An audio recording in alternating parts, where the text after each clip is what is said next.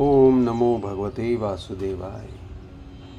प्रबोधिनी एकादशी, इसे देवोत्थान एकादशी भी कहा जाता है। कार्तिक मास शुक्ल पक्ष की यह एकादशी होती है। श्री ब्रह्मा जी बोले, हे मुनि श्रेष्ठ, अब आप समस्त पापों को नष्ट करने वाली तथा पुण्य और मुक्ति देने वाली प्रबोधिनी एकादशी का महात्म्य सुनाइए।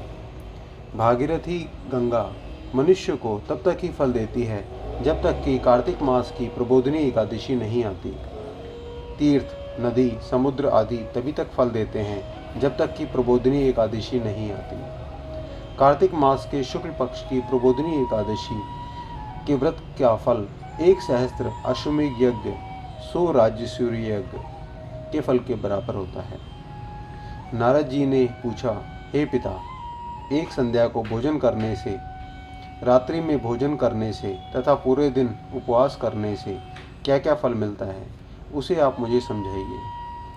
ब्रह्मा जी बोले, हे नारद, संध्या को भोजन करने से 1 जन्म के तथा रात्रि को भोजन करने से 2 जन्म के तथा पूरे दिन उपवास करने से 7 जन्म के पाप नष्ट हो जाते हैं। जिस वस्तु का त्रिलोक में मिलना दुष्प्राप्य है, वह वस्तु प्रबोधिनी एकादशी के व्रत के प्रभाव से प्राप्त होती है तथा सुमेरु पर्वत के समान कठिन पाप क्षण मात्र में ही नष्ट हो जाते हैं।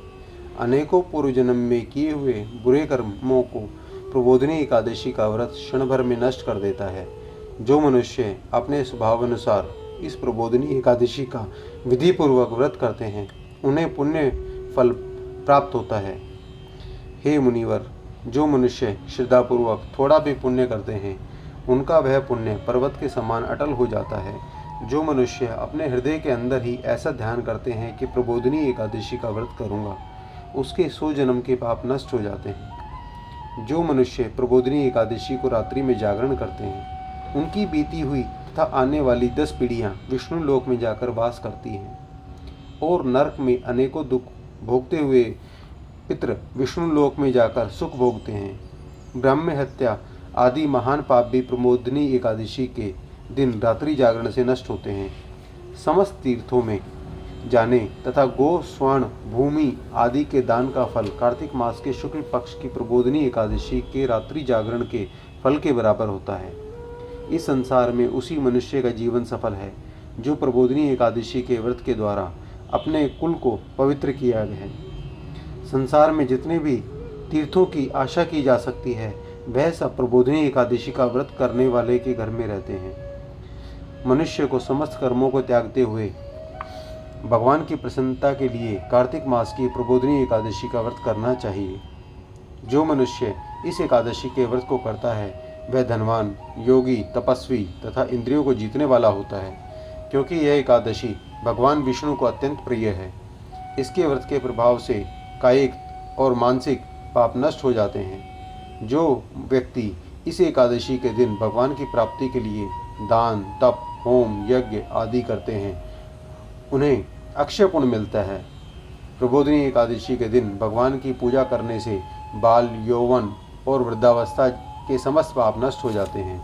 इस एकादशी की रात्रि को जागरण करने का फल सूर्य ग्रहण के समान फल स्नान करने के बराबर और सहस्त्र गुना अधिक होता है। मनुष्य जन्म से लेकर जो भी पुण्य करता है, वह पुण्य प्रबोधिनी एकादशी के व्रत के पुण्य के समान सामने व्यर्थ हैं। इसलिए हे नारद, तुमको भी विधि पूर्वक विष्णु भगवान की पूजा करनी चाहिए। जो मनुष्य कार्तिक मास में धर्मपरायण होकर अन्य व्यक्तियों का अन्न नहीं खाते, उन्हें चंद्रायण व्रत का फल मिलता है। कार्तिक मास में भगवान दान आदि से उतने प्रसन्न नहीं होते जितने कि शास्त्रों की कथा सुनने से प्रसन्न होते हैं। कार्तिक मास में जो मनुष्य भगवान की कथा को थोड़ा बहुत पढ़ते या सुनते हैं, उन्हें 100 गो के दान का फल मिलता है। जो मनुष्य अपने कल्याण के लिए विष्णु भगवान की कथा सुनते हैं, वे अपने कुटुंब का उद्धार करके 1,000,000 गोदान का फल पाते हैं। जो मनुष्य प्रबोधिनी एकादशी के दिन विष्णु की कथा सुनते हैं, उन्हें 7 दीपों के दान का फल मिलता है। जो भगवान विष्णु की भक्तिपूर्वक कथा सुनते हैं और कथा बाँचने वाले ब्राह्मण की यथोचित पूजा करते हैं तथा उसे संतुष्ट करते हैं, वे उत्तम लोक को जाते हैं। इस पर नारद जी बोले, हे ब्रह्मा जी, अब आप एकादशी व्रत के विधान को कहिए और कैसा व्रत करने से कौन सा पुण्य मिलता है वह भी मुझे समझाइए। ब्रह्मा जी बोले, हे नारद, इस एकादशी के दिन मनुष्य को ब्रह्म मुहूर्त में उठना चाहिए और नदी, तालाब, कुआं आदि पर स्नान करके व्रत का नियम ग्रहण करना चाहिए। उस समय भगवान से विनय करनी चाहिए कि हे भगवान, आज मैं निराहार रहूँगा और दूसरे दिन भोजन करूँगा, इसलिए आप मेरी रक्षा करें। इस प्रकार विनय करके भगवान की पूजा करनी चाहिए और व्रत आरंभ करना चाहिए। उस रात्रि को भगवान के समीप रहकर गीत, नृत्य, बाजे तथा कथा कीर्तन से व्यतीत करनी चाहिए। प्रबोधिनी एकादशी के दिन कृपणता को त्याग कर बहुत से पुष्प, अगर धूप आदि से भगवान की आराधना करनी चाहिए। शंख के जल से भगवान को अर्घ्य देना चाहिए। इसका फल तीर्थदान आदि से करोड़ गुना अधिक होता है। जो मनुष्य अगस्त्य पुष्प से भगवान की पूजा करते हैं, उनके सामने इंद्र भी हाथ जोड़ता है। कार्तिक मास में जो बिल पत्र से भगवान की पूजा करते हैं, उन्हें अंत में मुक्ति मिलती है। कार्तिक में जो मनुष्य तुलसी जी भगवान की पूजा करता है, उसके 10,000 जन्म के समस्त पाप नष्ट हो जाते हैं। जो मनुष्य इस मास में श्री तुलसी जी के दर्शन करते हैं या छूते हैं और ध्यान करके या कीर्तन करते हैं या उनकी सेवा करते हैं, वे 1000 कोटि युग तक भगवान के घर में रहते हैं। जो मनुष्य तुलसी का पेड़ लगाते हैं, उनके कुटुंब में जो पैदा होते हैं, वे प्रलय के अंत तक विष्णु लोक में जाते हैं। जो भगवान की कदम पुष्प से पूजा करते हैं, वह यमराज के दुखों को नहीं पाते। जो गुलाब के पुष्प से भगवान की पूजा करते हैं, उन्हें मुक्ति मिलती है। जो मनुष्य बकुल और अशोक के पत्तों से भगवान की पूजा करते हैं, वे अंत काल तक शोक से रहित होते हैं। और जो मनुष्य भगवान को की सफ़ेद और लाल कनेर के फूलों से पूजा करते हैं, उन पर भगवान अत्यंत प्रसन्न होते हैं। जो मनुष्य भगवान विष्णु की दुर्वादल से पूजा करते हैं, वे पूजा के फल से 100 गुना फल अधिक पाते हैं।